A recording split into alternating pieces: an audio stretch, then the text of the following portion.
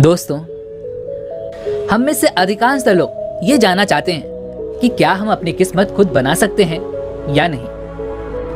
अर्थात हम जैसा चाहें वैसा हो सकता है या नहीं। हर चीज हमारे अनुसार हो सकती है या नहीं। और अगर नहीं हो सकता तो फिर भला किसी भी चीज के पीछे भाग दौड़ या मेहनत करने का हमें क्या फायदा मिलने वाला है। आखिर होगा तो वही जो पहले से हमारी किस्मत में लिखा होगा।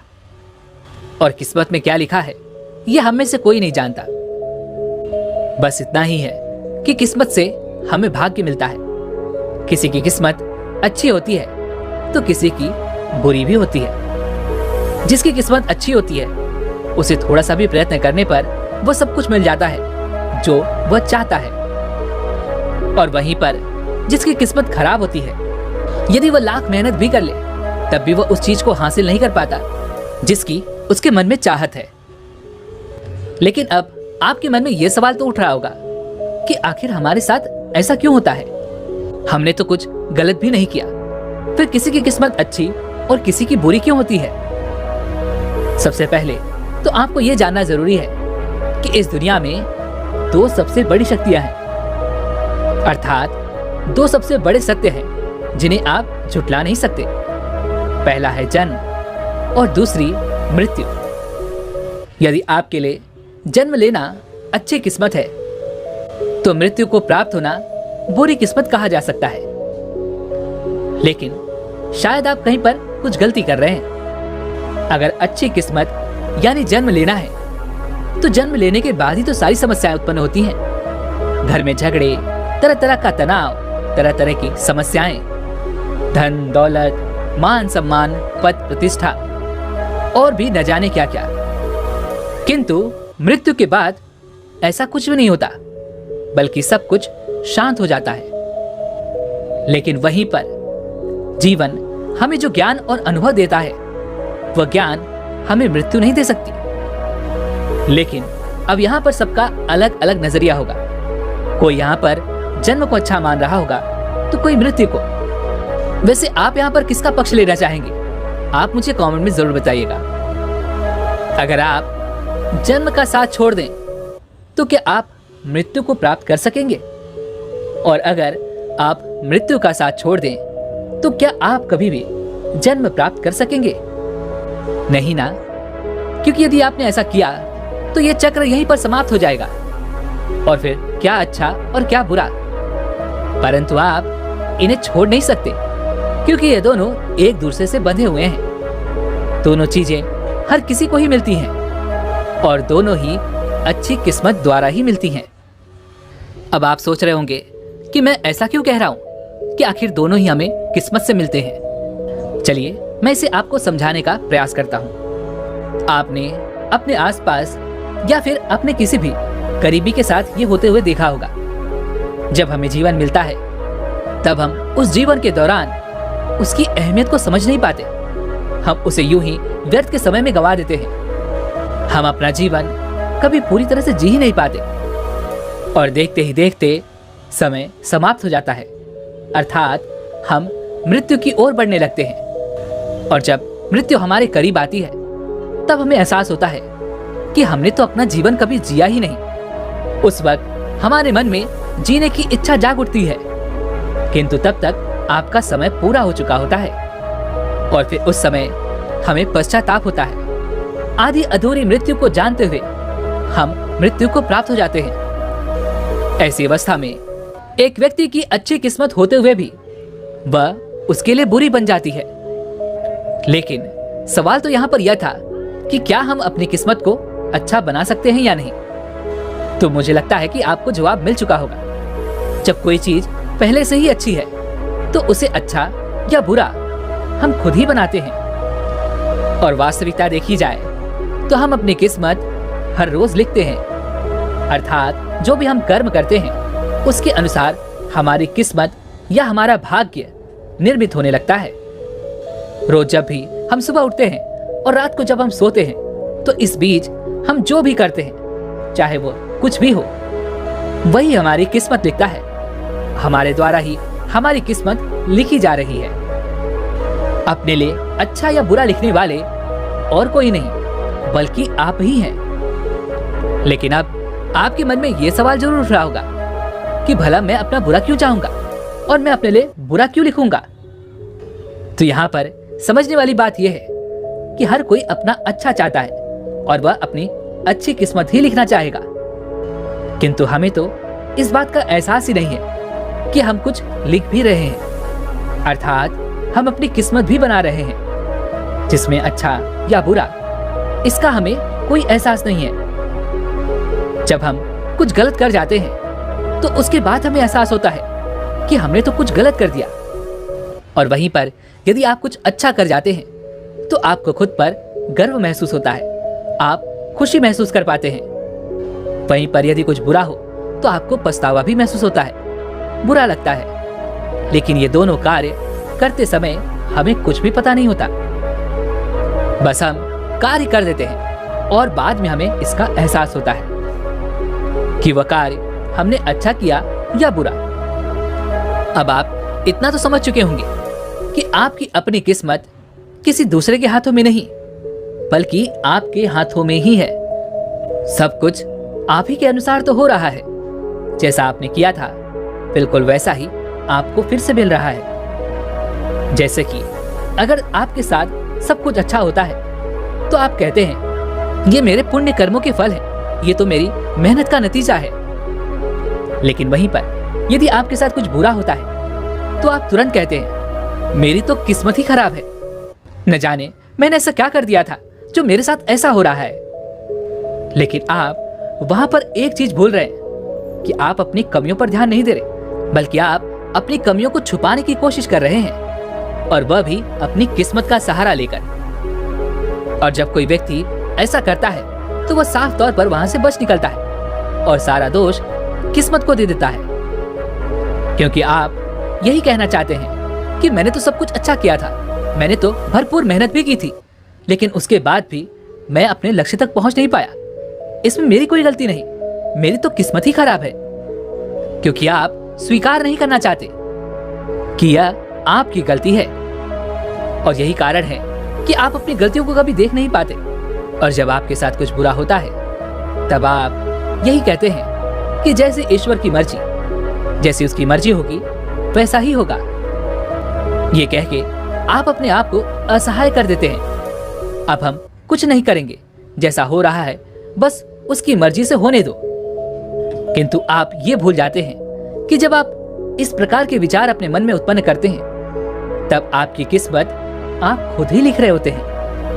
तब किस्मत में ये लिखा जा रहा होता है कि आप दूसरों के कर्मों पर निर्भर हो जाएंगे, और कोई दूसरा जब आपको खाने के लिए देगा तभी आपका पेट भरेगा।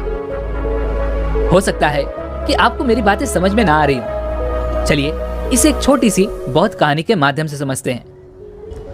बहुत समय पहले की बात है, एक नगर में एक युवक रहता था जिसे अपनी किस्मत पर बहुत भरोसा था। वह कहता था कि किस्मत में जो होगा वह मुझे मिलकर ही रहेगा। एक दिन की बात है, उस व्यक्ति को बहुत जोरों की भूख लगी थी। वह एक आम के पेड़ के नीचे जाकर बैठ गया और ऊपर की ओर देखने लगा। उस पेड़ पर पके हुए मीठे मीठे आम लगे थे।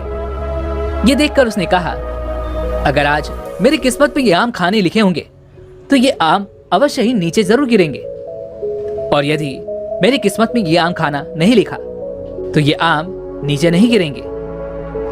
ये सोचकर वो वहीं पर बैठा रहा। देखते देखते दोपहर से शाम का वक्त हो गया, लेकिन अब तक उस पेड़ से एक भी आम नीचे नहीं गिरा था। किंतु उस व्यक्ति की भूख बढ़ती ही जा रही थी, किंतु वह व्यक्ति वहां बैठे रहने के अलावा और कोई कार्य करने के लिए तैयार ही नहीं था, क्योंकि उसे अपनी किस्मत पर पूरा भरोसा था। किस्मत के भरोसे पर ही आज तक उसे कुछ न कुछ मिलता ही आया था। लेकिन आज उसकी किस्मत खराब थी, क्योंकि अक्सर ही उन पेड़ों पर बंदर नजर आया करते थे, किंतु आज उन पेड़ों पर बंदर भी नहीं थे। जब उससे भूख सही नहीं गई, आकाश की ओर देखा और कहा, हे ईश्वर, मैं तेरा भक्त हूं, मुझ पर कृपा करो, मुझे भूख लगी है, बस एक आम नीचे गिरा दो। लेकिन आज शायद ईश्वर भी उसकी मदद नहीं करना चाहते थे। आज ईश्वर उससे रुष्ट हो गए थे। बहुत देर तक इंतजार करने के बाद भी पेड़ से कोई भी आम नीचे नहीं गिरा। अब उसे पूरा विश्वास हो चुका था कि उसकी किस्मत खराब हो गई है, लेकिन अब वो क्या करे? उसके लिए तो कोई भी रास्ता भी नहीं बचा था। काफी देर सोच विचार करने के बाद वो भागता हुआ एक बौद्ध भिक्षु के पास जा पहुंचा। वह युवक उन्हें प्रणाम करके कहता है, हे गुरुवर, आज तक मेरी किस्मत बहुत अच्छी थी। मैं जो कुछ चाहता था वो मुझे जरूर मिल जाता था, लेकिन आज मेरी किस्मत बहुत खराब चल रही है, क्योंकि जो मैं चाहता हूं वो मुझे नहीं मिल रहा। लेकिन मैं अपनी किस्मत को पहले जैसा करना चाहता हूं, मैं उसके लिए क्या करूं? इस पर वो बौद्ध भिक्षु उस युवक से कहते हैं, तुम वह करो जो तुम नहीं कर रहे हो। इस पर वह व्यक्ति कुछ देर सोच विचार कर उन बौद्ध भिक्षु से कहता है, हे गुरुवर, मैं तो वो सब कुछ कर रहा हूं जो मुझे करना चाहिए, फिर भी उस पेड़ से मेरे लिए एक आम तक नीचे नहीं गिरा। इस पर वह बौद्ध भिक्षु उस युवक से कहते हैं, भंते, तुम उस पेड़ के नीचे फिर से जाओ और एक पैर पे खड़े हो जाओ। देखना, तुम्हारे लिए उस पेड़ से आम जरूर गिरेगा, लेकिन ध्यान रहे, जब तक आम उस पेड़ से ना गिरे तब तक तुम एक ही पैर पर खड़े रहना। उस युवक ने उन बौद्ध भिक्षु की बात मान ली। वो दौड़ा दौड़ा वापस से उस पेड़ के नीचे जा पहुंचा और एक पैर पर जाकर खड़ा हो गया। देखते ही देखते काफी वक्त बीत चुका था, लेकिन अब तक आम के पेड़ से एक भी आम नीचे नहीं गिरा था। बहुत समय निकलने के बाद उसके लिए एक पैर पर खड़े रहना भी बहुत मुश्किल हो चुका था। देखते ही देखते अचानक वो गिर पड़ा और जैसे तैसे उसने खुद को संभाला। वह एक बार फिर से खड़ा हुआ और उन बौद्ध भिक्षु के पास जा पहुंचा और उनसे कहने लगा, हे गुरुवर, लगता है मेरी तो किस्मत ही खराब है। आपके कहे अनुसार मैंने सब कुछ किया। मैं जाकर उस पेड़ के नीचे एक पैर पर खड़ा हो गया, तब भी उस पेड़ से एक आम तक नहीं गिरा। इस पर वह बौद्ध भिक्षु उस युवक से कहते हैं, भंते, तो कोई बात नहीं, इस बार तुम सर के बल खड़े हो जाओ। तुम्हारी किस्मत अवश्य बदल जाएगी और तुम्हें आम की प्राप्ति भी अवश्य होगी।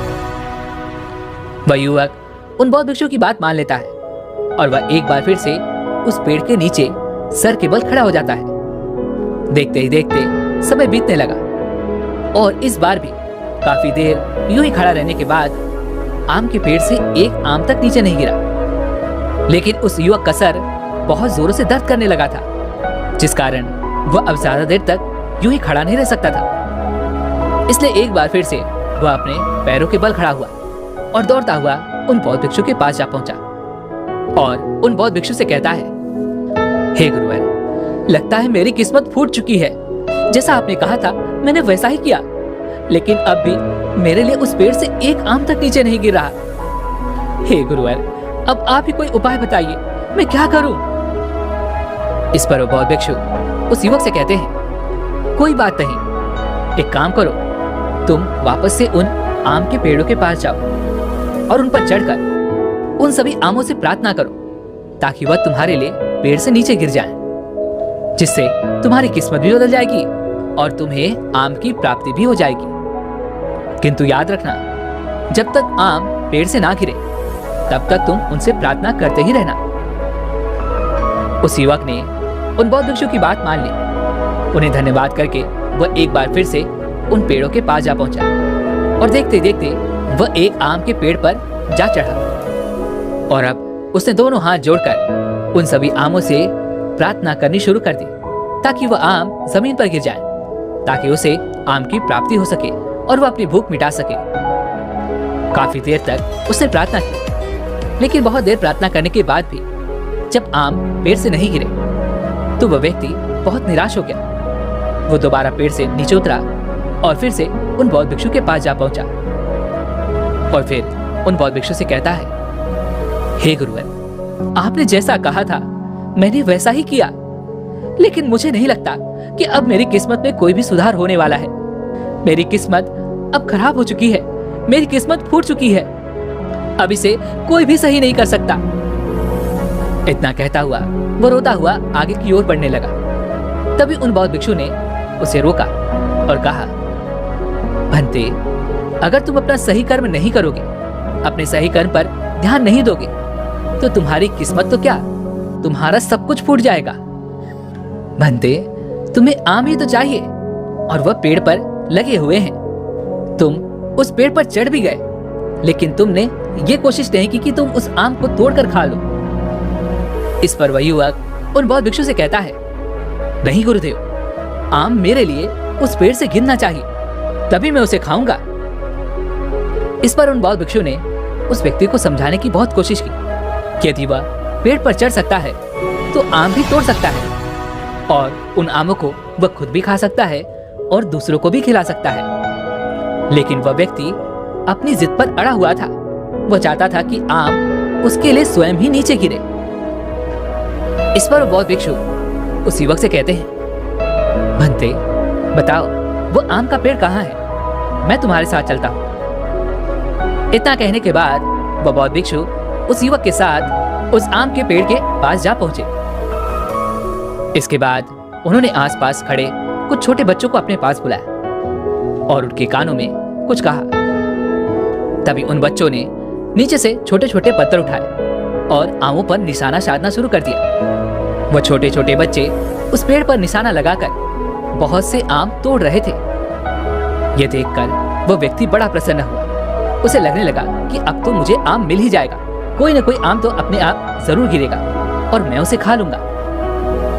उन बच्चों ने कुछ देर आम तोड़ने के बाद वो सारा आम बटोरा और वे सभी लेकर उससे रफूचक्कर हो गए।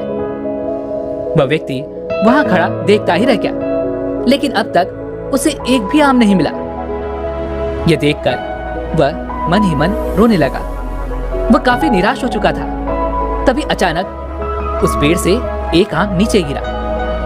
यह देखकर वह व्यक्ति बड़ा प्रसन्न हुआ। वह खुशी के मारे उछल पड़ा।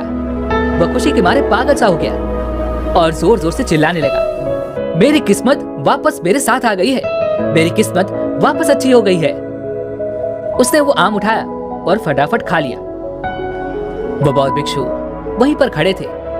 उन्होंने उस युवक को समझाते हुए कहा, भंते, जब तुम केवल अपने किस्मत के भरोसे पर रहोगे तो तुम्हें इसी प्रकार केवल एक आम से संतुष्टि करनी होगी। किंतु यदि तुम खुद पर भरोसा करोगे तो तुम भी उन बच्चों की तरह अनगिनत फल तोड़ सकते हो और उन्हें ग्रहण कर सकते हो। आगे वह बौद्ध भिक्षु उस युवक को समझाते हुए कहते हैं, भंते, जब हम अपने से ज्यादा अपनी किस्मत पर भरोसा करने लगते हैं तब हमारी किस्मत ऐसे ही फूट जाती है। और ऐसा इसलिए होता है क्योंकि हमें खुद पर भरोसा ही नहीं है। हमें तो भरोसा अपनी किस्मत पर है और जो हमारी किस्मत में होगा वही हमें मिलेगा। उससे ज्यादा हमें और कुछ नहीं चाहिए। ऐसा सोचना ही गलत है, क्योंकि यदि तुम खुद पर भरोसा करोगे तो तुम अपनी किस्मत से कहीं ज्यादा पा सकते हो। क्योंकि जब हम अपने कर्म पर भरोसा करते हैं तब किस्मत अच्छी हो या बुरी, इससे कोई फर्क नहीं पड़ता। हमें तो बेहतर से बेहतर ही मिलता रहता है। किस्मत को बनाना या बिगाड़ना ये हमारे कर्मों पर निर्भर करता है। जैसे आप कर्म करेंगे वैसा ही फल आपको मिलेगा। अर्थात यदि आप आज अच्छा कर्म करते हैं तो आपको भविष्य में अच्छा फल ही मिलेगा। वहीं पर यदि आप आज बुरे कर्म करते हैं और ये सोचते हैं कि आपको आगे चलकर अच्छा फल मिलेगा तो ऐसा कभी नहीं होगा। इसलिए यदि तुम अपनी किस्मत सचमुच सुधारना चाहते हो तो सबसे पहले अपने कर्मों को सुधारो। केवल इस तरह बैठे रहने से तुम्हें कुछ भी हासिल नहीं होगा। यदि तुम्हें कुछ पाना है तो तुम्हें उसके लिए कर्म तो करना ही होगा। जैसे यदि तुम्हारे सामने भिन्न भिन्न प्रकार के व्यंजन रखे हुए हैं तो क्या वो सारे व्यंजन तुम्हारे मुंह में अपने आप ही चले जाएंगे? इस पर वह युवक जवाब देते हुए कहता है, नहीं गुरुवर, वो मेरे मुंह में अपने आप कैसे चले जाएंगे? मुझे स्वयं ही उन्हें उठाना होगा और अपने मुख में डालना होगा। इस पर वह बौद्ध भिक्षु उस युवक से कहते हैं, ठीक इसी प्रकार यदि तुम्हें अपनी किस्मत सुधारनी है तो तुम्हें खुद ही कर्म करने होंगे। तुम्हें अपने कर्मों से ही अपना भाग्य निर्मित करना होगा। अन्यथा यदि तुम केवल आम के पेड़ के नीचे बैठ जाओगे और ये सोचोगे कि तुम्हारे लिए आम स्वयं ही नीचे गिरेगा तब तुम उसे खाओगे, तो ऐसा हो तो सकता है, लेकिन वो कब तक होगा इसके बारे में कुछ नहीं कहा जा सकता। वहीं पर यदि तुम थोड़ा प्रयत्न करो, थोड़े कर्म करो और उस फल को तोड़ने की कोशिश करो तो अवश्य ही जब तुम चाहोगे तब तुम्हें वह फल अवश्य मिल जाएगा, और जितनी मात्रा में तुम चाहते हो उतनी मात्रा में भी तुम्हें मिलेगा। जिस प्रकार आज तुम्हें केवल एक फल से संतुष्ट होना पड़ा, वहीं पर यदि तुमने कोशिश की होती तो हो सकता है कि तुम्हें ऐसे और भी फल मिल जाते, किंतु तुम केवल बैठकर इंतजार ही करते रहे, अपनी किस्मत के भरोसे बैठे रहे। इसलिए प्रयत्न करो, कर्म करो, अपने कर्म को सुधारो, तुम्हारा फल अवश्य ही बदल जाएगा, अर्थात तुम्हारा भाग्य अवश्य ही बदल जाएगा। इतना कहकर वो बहुत भिक्षु शांत हो गए, और उस युवक को भी अब समझ में आ चुका था कि यदि कुछ अच्छा पाना है, कुछ बेहतर पाना है, तो उसके लिए हमें कर्म तो करना ही होगा। हम अपनी किस्मत खुद ही बनाते हैं। वैसे दोस्तों, उम्मीद है कि आपको आज की ये वीडियो जरूर पसंद आई होगी, तो इस वीडियो को लाइक और अपने दोस्तों के साथ शेयर भी जरूर कीजिएगा, और हमें ऐसे ही सपोर्ट करने के लिए चैनल को सब्सक्राइब और घंटी बटन को जरूर दबा दीजिएगा। चलिए मिलते हैं अगली वीडियो में, तब तक के लिए अपना ख्याल रखें। धन्यवाद।